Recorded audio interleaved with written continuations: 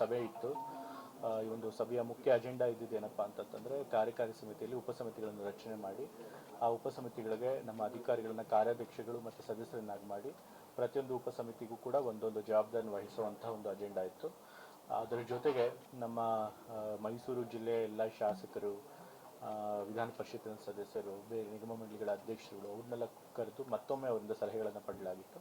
So ಅವ್ರ ಸಲಹೆಗಳನ್ನು ಕೊಟ್ಟಿದ್ದಾರೆ. ಅವ್ರ ಸಲಹೆಗಳನ್ನು ನಾವು ಪರಿಗಣಿಸಿ ಯಾವುದನ್ನ ಕೂಡ ನಾವು ಇಂಪ್ಲಿಮೆಂಟ್ ಮಾಡೋಕ್ಕೆ ಸಾಧ್ಯ ಆಗುತ್ತೆ ಈ ವರ್ಷ ಅದನ್ನು ಇಂಪ್ಲಿಮೆಂಟ್ ಮಾಡ್ತೇವೆ. ಮತ್ತು ಕಾರ್ಯಕಾರಿ ಸಮಿತಿ ಉಪಸಮಿತಿಗಳನ್ನು ರಚನೆ ಮಾಡಿ ಅದಕ್ಕೆ ಅಧಿಕಾರಿಗಳನ್ನು ಕಾರ್ಯಾಧ್ಯಕ್ಷರನ್ನಾಗಿ ಮತ್ತು ಸದಸ್ಯರನ್ನಾಗಿ ಕೂಡ ನೇಮಕ ಮಾಡಿದ್ದೇವೆ. ಎಷ್ಟು ಉಪಸಮಿತಿಗಳಿಗೆ? 17 ಉಪಸಮಿತಿಗಳಿವೆ.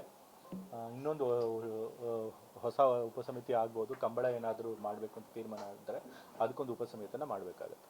ಈಗ ಅಧಿಕಾರಿಗಳದ್ದು ಮಾತ್ರ ಅಥವಾ ಜನಪ್ರತಿನಿಧಿಗಳ ಸಮಿತಿಗಳು ಆಗುತ್ತಾ? ಇದು ಅಧಿಕಾರಿಗಳದ್ದು. ಇದು ಕಾರ್ಯಕಾರಿ ಅಂದರೆ ಎಕ್ಸಿಕ್ಯೂಷನ್ ಕಮಿಟಿ ಇದು. ಸೊ ಇದಕ್ಕೆ ಅಧಿಕಾರಿಗಳನ್ನು ಮಾತ್ರ ಕಾರ್ಯಾಧ್ಯಕ್ಷ ಮತ್ತು ಸದಸ್ಯರನ್ನಾಗಿ ಮಾಡಿದ್ದೇವೆ. ಇಲ್ಲ, ಇನ್ನೂ ಕನ್ಫರ್ಮ್ ಆಗಿಲ್ಲ. ಅಂತಿಮವಾಗಿ ತೀರ್ಮಾನ ಆಗುತ್ತೆ, ಇನ್ನೂ ಸಮಯ ಇದೆ. ಸೊ ಹಾಗಾಗಿ ಮುಖ್ಯಮಂತ್ರಿಗಳ ಸೂಚನೆ ಕೊಟ್ಟ ತಕ್ಷಣ ಅದ್ರ ಬಗ್ಗೆ ತೀರ್ಮಾನ ಆಗುತ್ತೆ. ಸ್ಥಳ ಈಗಾಗಲೇ ನೋಡಿದ್ದಾರೆ. ಅಕಸ್ಮಾತ್ ಏನಾದರೂ ಕಂಬಳ ಮಾಡಬೇಕು ಅಂತ ಹೇಳಿದ್ರೆ ಅದನ್ನು ಎಲ್ಲಿ ಮಾಡಬೇಕು ಅನ್ನೋದಕ್ಕೆ ಸ್ಥಳನೂ ಕೂಡ ನೋಡಿದ್ದಾರೆ. ಸಾತ್ಗಳಲ್ಲಿ ಎಲ್ಲಿ ಸೈಕ್ಲಿಂಗ್ ವೆಲೋಡ್ರೋಮ್ ಮಾಡಬೇಕು ಅನ್ಕೊಂಡಿದ್ದೀವಿ, ಆ ಜಾಗದಲ್ಲೇ ಮಾಡಬೇಕು ಅಂತ ಅನ್ಕೊಂಡಿದ್ದೀವಿ. ಪ್ರಮುಖವಾಗಿ ಏನೆಲ್ಲ ಸಲಹೆಗಳು ಬಂದಿದೆ ಅಂತ ಇವಾಗ ಅದೇ, ಈಗ ಮಹಿಳೆಯರ ಸುರಕ್ಷತೆ ಇರಬೇಕು, ಹೆಚ್ಚೆಚ್ಚು ಶೌಚಾಲಯಗಳಿರಬೇಕು, ಕ್ರೀಡಾ ಸಮಿತಿಯಲ್ಲಿ ಇನ್ನು ಕ್ರೀಡೆಗಳನ್ನು ಇನ್ನೂ ಹೆಚ್ಚು ದೊಡ್ಡ ಮಟ್ಟದಲ್ಲಿ ಮಾಡಬೇಕು, ಎಲ್ಲ ತಾಲೂಕವ್ರನ್ನ ಕರಿಬೇಕು, ಮತ್ತು ತಾಲೂಕು ಮಟ್ಟದಲ್ಲೂ ಕೂಡ ಬೇರೆ ಬೇರೆ ತಾಲೂಕುಗಳಲ್ಲೂ ಕೂಡ ಕ್ರೀಡಾ ಉತ್ಸವಗಳನ್ನು ಮಾಡಬೇಕು. ಹೀಗೆ ಹಲವಾರು ಸಲಹೆಗಳು ಬಂದಿವೆ.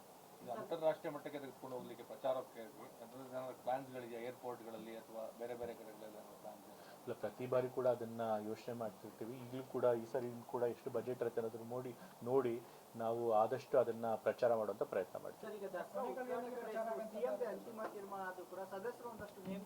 ಈಗಾಗಲೇ ಹೈಪವರ್ ಕಮಿಟಿ ಮೀಟಿಂಗ್ಗಳಲ್ಲಿ ಸದಸ್ಯರುಗಳು ತಮ್ಮ ಸಲಹೆಗಳನ್ನು ಕೊಟ್ಟಿರ್ತಾರೆ. ಮತ್ತು ನಮ್ಮ ಶಾಸಕರು ಕೂಡ ಮುಖ್ಯಮಂತ್ರಿಗಳನ್ನು ಭೇಟಿಯಾದಾಗ ಅವರು ಕೂಡ ವೈಯಕ್ತಿಕವಾಗಿ ತಮ್ಮ ಅಭಿಪ್ರಾಯಗಳನ್ನು ತಿಳಿಸಿರ್ತಾರೆ.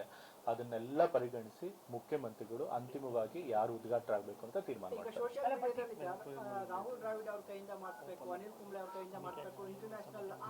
ಈಗ ಆ ಥರದ್ದೆಲ್ಲ ಕೂಡ ಸಲಹೆಗಳು ಅಭಿಪ್ರಾಯಗಳು ಬರ್ತಾ ಇರುತ್ತೆ. ಆದ್ರೆ ಯಾವಾಗಲೂ ಕೂಡ ಪದ್ಧತಿ ಏನಪ್ಪಾ ಅಂತಂತಂದ್ರೆ ಮುಖ್ಯಮಂತ್ರಿಗಳಿಗೆ ಅಂತಿಮವಾಗಿ ತೀರ್ಮಾನಕ್ಕೆ ಬಿಟ್ಬಿಟ್ಟಿರ್ತೀವಿ ನಾವು ಹೈಪವರ್ ಕಮಿಟಿ ಮೀಟಿಂಗ್. ಸೊ ಈ ಬಾರಿನೂ ಕೂಡ ಅದೇ ರೀತಿ ಅವ್ರಿಗೆ ತೀರ್ಮಾನಕ್ಕೆ ಬಿಟ್ಟಿದ್ದೀವಿ. ಅವ್ರು ಅದನ್ನೆಲ್ಲ ಪರಿಗಣಿಸಿ ಅವ್ರು ಖಂಡಿತ ಒಂದು ತೀರ್ಮಾನ ತಗೋತಾರೆ. ಈಗ ಪ್ರಮುಖವಾಗಿ ಮೈಸೂರಿನಲ್ಲಿ ರಸ್ತೆ ಕಾಮಗಾರಿ ಇರ್ಬೋದು, ವೈಟ್ ಟ್ಯಾಪಿಂಗ್ ಇರ್ಬೋದು, ಇಡೀ ಮೈಸೂರಲ್ಲಿ ರಸ್ತೆ ಕೆಲಸಗಳು ನಡೀತಾ ಇರುವಂತದ್ದು. ದಸರಾ ಸಂದರ್ಭದಲ್ಲಿ ಏನಾದ್ರು ಒಂದು ಬ್ರೇಕ್ ಸಿಗುತ್ತಾ? ಈಗ ಹೌದು, ಮೈಸೂರಲ್ಲಿ ಹಲವಾರು ಕಾಮಗಾರಿಗಳು ನಡೀತಾ ಇದೆ. ಫ್ಲೈಓವರ್ ಕಾಮಗಾರಿ ನಡೀತಾ ಇದೆ, ವೈಟ್ ಟಾಪಿಂಗ್ ಕಾಮಗಾರಿ ನಡೀತಾ ಇದೆ, ಮತ್ತು ಇನ್ನೊಂದಷ್ಟು ಕಾಮಗಾರಿಗಳು ನಡೀತಾ ಇದೆ ನ್ಯಾಷನಲ್ ಹೈವೇಯಿಂದ.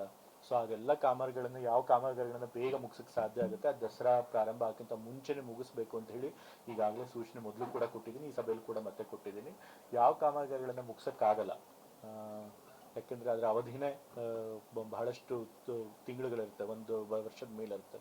ಸೊ ಅಂಥ ಹೆಚ್ಚು ಅವಧಿ ತೆಗೆದುಕೊಳ್ಳುವಂಥ ಕಾಮಗಾರಿಗಳನ್ನು ದಸರಾ ಸಮಯದಲ್ಲಿ ನಿಲ್ಲಿಸಿ ಸಂಚಾರಕ್ಕೆ ಯಾವುದೇ ರೀತಿ ತೊಂದರೆ ಆಗದೆ ಇರೋಂಗೆ ಅನುವು ಮಾಡಿಕೊಡ್ಬೇಕು ಅಂತ ಕೂಡ ಸೂಚನೆ.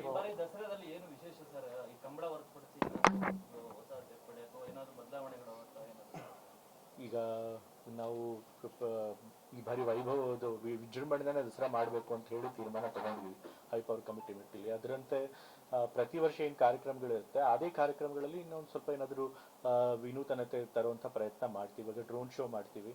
ಸೊ ಡ್ರೋನ್ ಶೋವನ್ನು ಇನ್ನು ಹೆಚ್ಚಾಗಿ ಚೆನ್ನಾಗಿ ಮಾಡೋದಕ್ಕೆ ಏರ್ ಶೋನು ಇರಬೇಕು ಅಂತ ಹೇಳಿ ಈಗಾಗಲೇ ನಾವು CM ಅವ್ರಿಗೆ ಹೇಳಿದ್ದೀವಿ. CM ಸರ್ಕಾರದಿಂದ ಕೇಂದ್ರ ಸರ್ಕಾರಕ್ಕೆ ಪತ್ರ ಬರೆದು ಅವರಿಂದ ಅನುಮತಿ ಪಡೆದು ಸಿಕ್ಕಿದ್ರೆ ಅದಕ್ಕೆಲ್ಲ ವ್ಯವಸ್ಥೆ ಅವ್ರು ಮಾಡಿಕೊಟ್ರೆ ಖಂಡಿತ ಅದು ಇರುತ್ತೆ.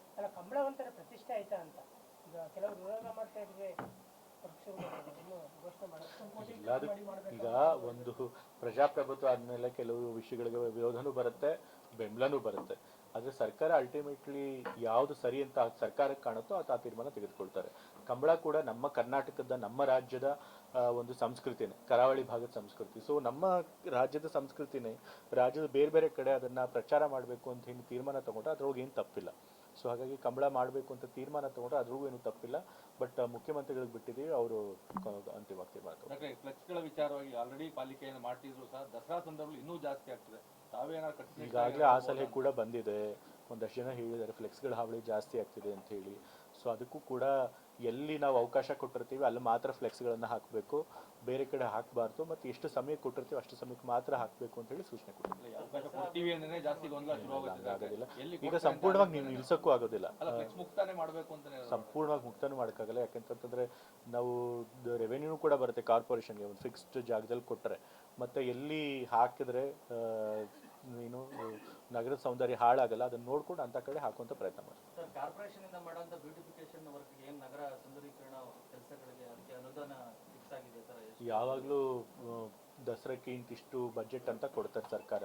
ಕಳೆದ ಬಾರಿ 45 ಕೋಟಿ ಕೊಟ್ಟಿದ್ರು, ಈ ಬಾರಿನೂ ಅದಕ್ಕಿಂತ ಹೆಚ್ಚು ಕೊಡಿ ಅಂತ ಕೇಳಿದ್ವಿ ಹೈಪರ್ ಕಮಿಟಿ ಮೀಟಿಂಗಲ್ಲಿ.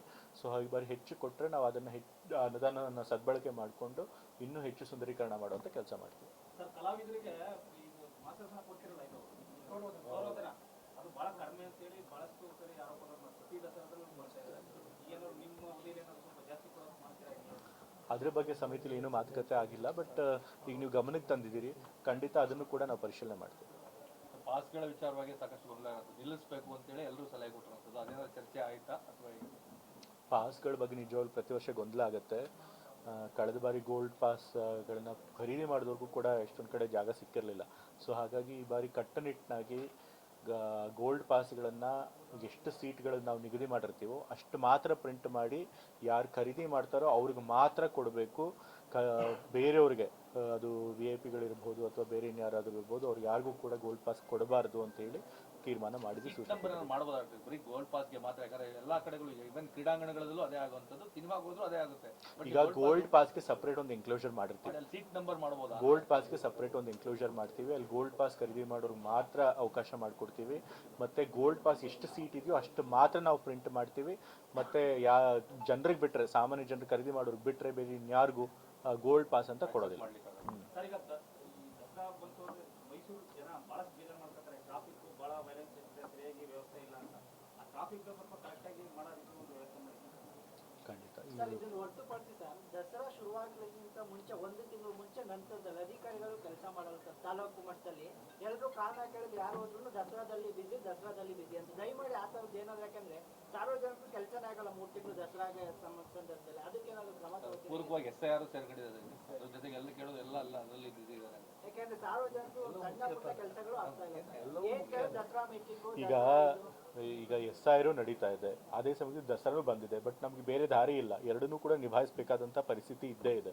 ಸೊ ನಮ್ಮ ಅಧಿಕಾರಿಗಳು they will rise to the occasion. ಅವರು ಏನು ಕೆಲಸ ಮಾಡಬೇಕು, ಅವ್ರ ಜವಾಬ್ದಾರಿ ಏನು ಕೊಟ್ಟಿದ್ದೀವಿ ಅದನ್ನು ಖಂಡಿತ ಮಾಡ್ತಾರೆ. ಯಾಕೆಂದ್ರೆ ಸರ್, ಅಧಿಕಾರಿಗಳು ಯಾರು ಒಬ್ರು ಕೆಲಸ ಮಾಡ್ತಿದ್ರೆ ರೊಟೀನ್ ಅಡ್ಮಿನಿಸ್ಟ್ರೇಷನ್ ವರ್ಕ್ ಏನಿರುತ್ತೆ ಅದಕ್ಕೆ ಯಾವತ್ತೂ ಕೂಡ ಬಾಧೆ ಆಗದವ್ರಿಗೆ ಕೆಲಸ ಮಾಡ್ತಾರೆ. ಸರ್, ಆಗಸ್ಟ್ 26 ಗಜಪಡೆ ಪ್ರಾರಂಭ ಆಗುತ್ತೆ. ಆನೆಗಳ ಸೆಲೆಕ್ಷನ್ ವಿಚಾರದಲ್ಲಿ ಒಂದಷ್ಟು ಗೊಂದಲಗಳಿದೆ. ಆನೆಗಳ ಮದುವೆ ಏನು ಚರ್ಚೆ ಆಗಿದೆ? ಇಲ್ಲ, ಅದ್ರೊಳಗೇನು ಗೊಂದಲ ಇಲ್ಲ, ನನಗೆ ಗೊತ್ತಿರೋ ಹಾಗೆ ಗೊಂದಲ ಇಲ್ಲ ಅಂತ ಅದ್ರ ಬಗ್ಗೆ ಏನು ಚರ್ಚೆ ಆಗಿಲ್ಲ. ನನ್ಗೆ ಗೊತ್ತಿರೋಂಗೆ ಎಲ್ಲ ಪ್ರತಿ ವರ್ಷ ಹೆಂಗ್ ನಡೆಯುತ್ತೆ ಅದೇ ರೀತಿ ಸೆಲೆಕ್ಷನ್ ಆಗಿ ನಡೆಯುತ್ತೆ. ಈಗ ದಸರಾ ಹೊರತುಪಡಿಸಿ ಫುಟ್ಪಾತ್ ಕಾರ್ಯಾಚರಣೆ ಅದು ಒಂದು ಕಡೆ ಆಗ್ತಾ ಇದೆ, ಒಂದು ಕಡೆ ಆಗ್ತಾ ಇಲ್ಲ ಅನ್ನೋ ಕೂಗಂತೂ ಎಲ್ಲರಲ್ಲೂ ಆರೋಪ ಇದೆ. ದಯವಿಟ್ಟು ಇಡೀ ಮೈಸೂರನ್ನ ಮಾಡಿಸುವಂತ ಕೆಲಸ ಆಗ್ತದಾ ಹೇಗೆ ಅಂತ? ಇಲ್ಲ, ಈಗ ಫುಟ್ಪಾತ್ಗಳು ಪಾದಾಚಾರಿಗಳಿಗೆ ತೆರವು ಮಾಡಿಕೊಡ್ಬೇಕು. ಸೊ ಈಗಾಗಲೇ ನಮ್ಮ ಕಮಿಷನರ್ಗೆ ನಾನು ಸೂಚನೆ ಕೊಟ್ಟಿದ್ದೀನಿ. ಬೆಂಗಳೂರಲ್ಲಿ ಟ್ರಾಫಿಕ್ ಸಮಸ್ಯೆ ತುಂಬ ತೀವ್ರವಾಗಿದೆ. ಸೊ ಹಾಗಾಗಿ ಅವರು ತತ್ಕ್ಷಣಕ್ಕೆ ಅವರು ಅದನ್ನು ತೆರವುಗೊಳಿಸಬೇಕಾಗಿತ್ತು, ಬೇರೆ ದಾರಿ ಇರಲಿಲ್ಲ. ಬಟ್ ನಮ್ಮ ಮೈಸೂರಿನಲ್ಲಿ ಸಮಸ್ಯೆ ಬೆಂಗಳೂರಿನಷ್ಟಿಲ್ಲ, ಆದರೂ ಕೂಡ ನಾವು ಫುಟ್ಪಾತ್ಗಳನ್ನು ತೆರವು ಮಾಡಲೇಬೇಕು. ಸೊ ಹಾಗಾಗಿ ನಾವು ಅಲ್ಲಿ ಯಾರಾದರೂ ಎನ್ಕ್ರೋಚ್ ಮಾಡಿದರೆ, ಅಂದರೆ ಯಾರಾದರೂ ಸ್ಟ್ರೀಟ್ ವೆಂಡರ್ಸ್ ಅವರು ಎನ್ಕ್ರೋಚ್ ಮಾಡಿದರೆ ಅವರಿಗೆ ಸ್ವಲ್ಪ ಮಾನವೀಯತೆ ದೃಷ್ಟಿಯಿಂದ ನೋಟಿಸ್ ಕೊಟ್ಟು ಬೇರೆ ಒಂದು ಜಾಗ ನೋಡಿ ಆಮೇಲೆ ತೆರವು ಮಾಡಿ ಅಂತ ಹೇಳಿದ್ದೀನಿ. ಬಟ್ ಅಫ್ಕೋರ್ಸ್ ಯಾರಾದರೂ ಅಂಗಡಿ ಮಾಲೀಕರು ಅಥವಾ ಬೇರೆ ಯಾರಾದರೂ ಖಾಸಗಿ ವ್ಯಕ್ತಿಗಳನ್ನು ಅದನ್ನು ಎನ್ಕ್ರೋಚ್ ಮಾಡಿದರೆ ಅದನ್ನು ತಕ್ಷಣವಾಗಿ ತೆರವಾಗುತ್ತೆ. ರೋಡ್ ಬಗ್ಗೆ ಸಾಕಷ್ಟು ಎಲ್ಲರ ಆರೋಪನೂ ಇದೆ, ಇಡೀ ಎರಡೂ ಬದಿಗಳಲ್ಲೂ ಅದನ್ನು ನಮ್ಮ ಕಾರ್ಪೊರೇಷನ್ ಅಫಿಷಿಯಲ್ ಜೊತೆ ಚರ್ಚೆ ಮಾಡಿ ಅದ್ರ ಬಗ್ಗೆ ತೀರ್ಮಾನ. ಒಂದು ರೌಂಡ್ ಹೋದ್ರೆ ಗೊತ್ತಾಗ್ತದೆ, ಖಂಡಿತ ಅಲ್ಲಿ ಹೋಗಿ ಆಗೋದಿಲ್ಲ. ಖಂಡಿತ. Okay, thank you.